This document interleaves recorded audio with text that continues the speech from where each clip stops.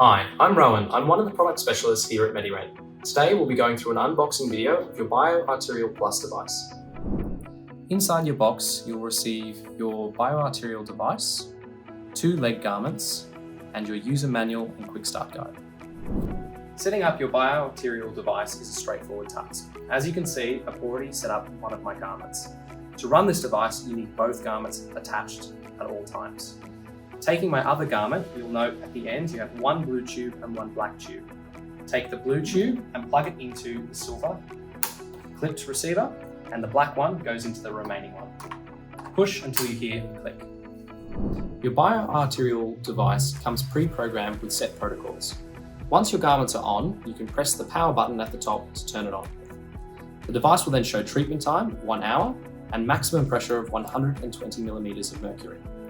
The device operates on 20-second cycles. It inflates for 4 seconds to the 120 pressure and then is at rest for 16 seconds. You get 3 cycles per minute of treatment. The device will automatically turn off after 1 hour of use. If you need to turn the device off sooner than that, you can press the same power button, which will then signal the 20-second countdown before switching off.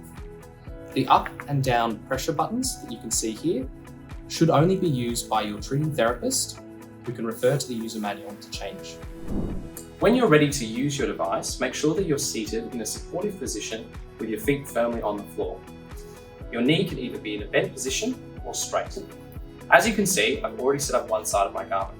To set up the other one, place the back of your heel into the foot portion of the garment and fold over the Velcro flaps. Next, take the top portion, situate it just below your knee, and fold it over. The last thing you do is fold it over the middle portion. The device and garment is designed for a variety of heights, and so you will find that there may be some bunching at the back. It will operate completely fine with bunching or without. Now that we're ready to use the device, simply press play.